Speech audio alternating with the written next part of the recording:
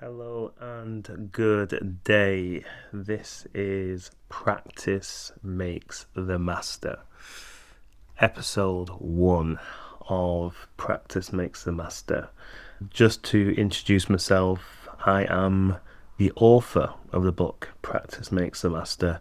My name is Aaron Terry, and I have to dedicate episode 1 to Sean O'Shea, who said I need to start doing podcasts on and around my book, philosophies, teachings, small deliberate actions that will compound in time to unlock the awesomeness within us. But episode 1 of Practice Makes the Master podcast is not around my book, Practice Makes the Master. We'll get into that another time. Today, I am just going to simply talk about why and how you should treat your life like a buffet. But I'm going to segue slightly into conversations that I've heard recently, which has prompted me to this episode topic. So recent conversations that I've heard, and I've heard the conversation over the years as well, when people say this world, this life, this era is the worst it's ever been and it's getting worse. My answer to that is, yeah, you're right. But it's also the best it's ever been. Because we're living in 2026 now, there is so much choice, so much information, so much going on. So we do get a lot of the good, and we also get a lot of the bad. So comparing the game of life to a buffet, let's say 40 years ago, if one would go into a restaurant and they had a buffet style selection of food, that selection back then would have looked pretty bland and bleak. There's no way there would have been a vegan option, a vegetarian option, a pescatarian option, a gluten-free option, a dairy-free option, and that's just talking about food. Don't get me started on different kinds of milks, cow's milk, coconut milk, oat milk, etc., etc. So on the subjects on keeping and talking about treating your life like a buffet, 40 years ago, there would have been a lot less you didn't like, and a lot less you did, because there was a lot less selection, a lot less choice, a lot less topics, a lot less items. Fast forward it to now, in the month of July 2026, in life, there are so many options. So let's say we go into a buffet now.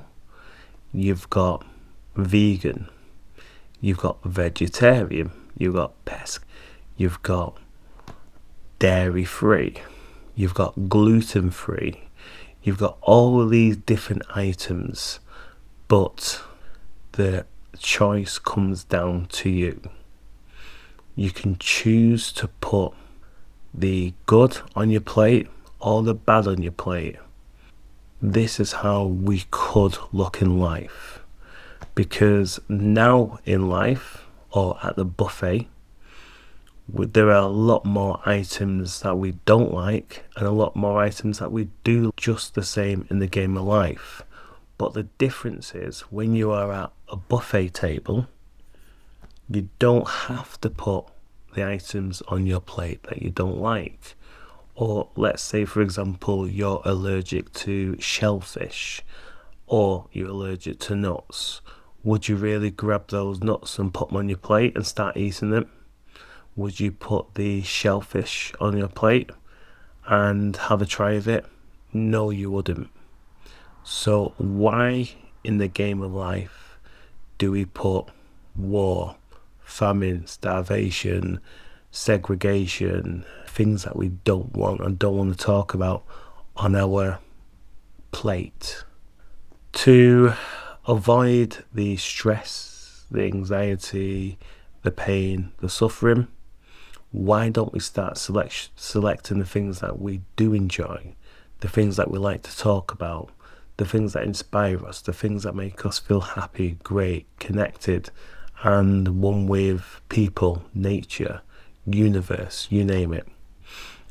Now, this is not saying that we should just stick our head in the sand and ignore everything that's going on, but it's a good start to be aware and focused of what we do want.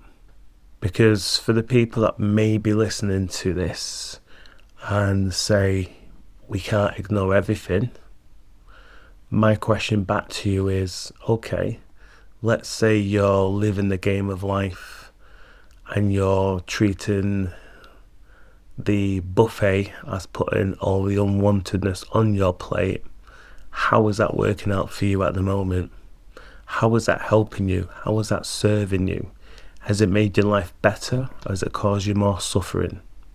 The chances are it has most definitely caused you more suffering, more topics of suffering to talk about, and less joy in your life. So why not give a chance to focus on the things that you enjoy, the things that uplift you and make you feel better, the things that inspire you? Why not try, at least for 3 months, one day at a time, just treating life like a buffet?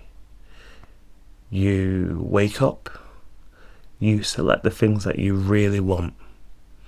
You don't have to listen to the negativity of people. You don't have to listen to the negativity on the newspaper, in the news, on social media. You just focus on what you like, whether that is reading, cycling, walking, running, climbing, spending time with your family, your friends, children, socializing, eating, having some great food and some great company. Do that, and then do it the next day and the next day. Every time someone talks to you or mentions how bad life is or how bad the world is, you too can answer with, you are correct, but there's also great and good in this world, and it's the best the world has been at the moment. I just choose to focus on what I like and what is going on well in the world. Going back to being allergic to food, one could use the same kind of focus and format with people, places, and conversations.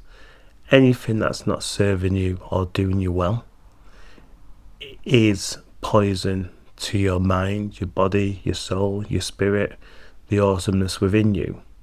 So if the conversations aren't positive conversations, just walk away from it. Don't let that go on your plate. Do not consume it. Do not entertain it. Because you may not even be allergic to a certain food. You may just hate the taste of it. You may hate the smell of it. It could be cheese. It could be fish that you hate the smell of. It could be a certain meat. It could be pork that you don't like. If someone comes over to you, a friend, at the buffet and puts that food, that meat, that dish on your plate and say, try this, but you cannot stand the taste of it, you would say to that person, I do not like it.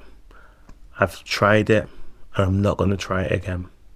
They may say, oh no, but try this one. And you simply refuse. Why not do this in the game of life? When someone is talking to you and giving you negative conversations, feelings, vibes, energy, just simply say to them, thanks, but no thanks. I am putting the items on my plate that I enjoy, nourish me, and make me feel good.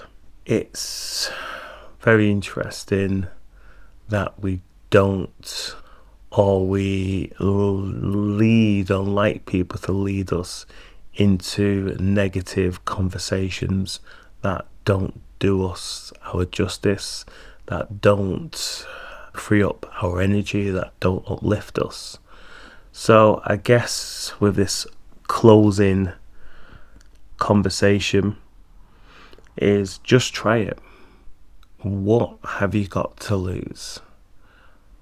Rather than putting the weight of the world on your plate, why not now start to put things in bite-sized chunks?